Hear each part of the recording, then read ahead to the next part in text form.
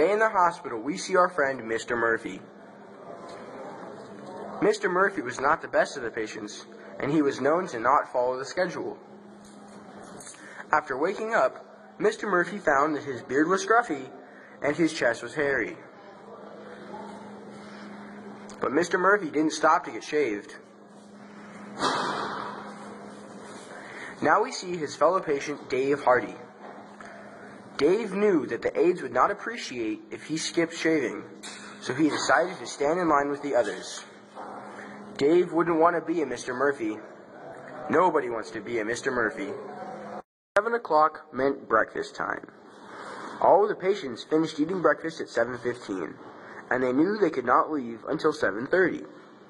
Mr. Murphy, excited to start playing cards, rushed out of the breakfast room, disregarding the rules.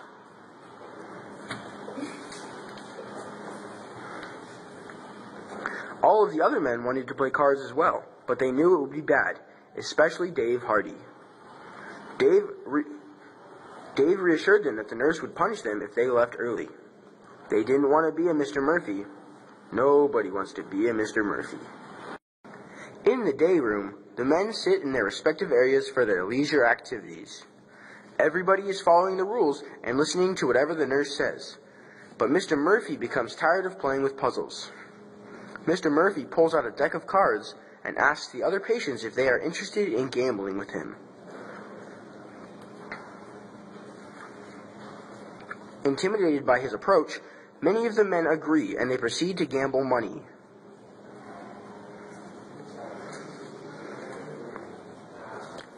Dave Hardy, who is just sitting down cooperating with the rules, notices the men are gambling money. He knows the nurse only allows them to gamble cigarettes. He walks over telling them that what they are doing is wrong and the nurse will punish them soon enough. Dave knew that he and the other men should not be a Mr. Murphy. It is 8 o'clock, which means it is time for medications.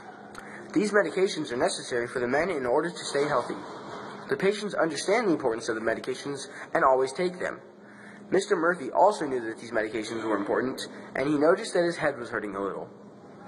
But Mr. Murphy just went along without taking his medications, knowing that something bad might happen.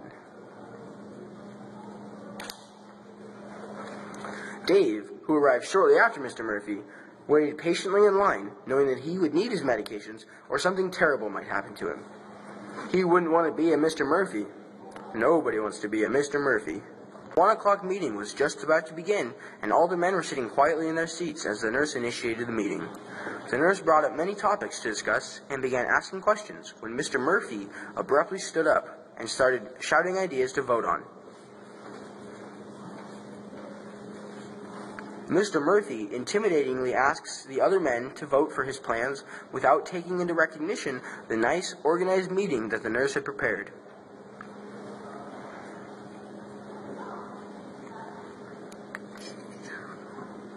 Dave knew what Mr. Murphy was doing was wrong and decided not to vote with him. Dave shook his head, showing the other men that what Mr. Murphy was doing was wrong and that they should not participate in such actions. Dave showed all the other men for the last time that they should not be a Mr. Murphy.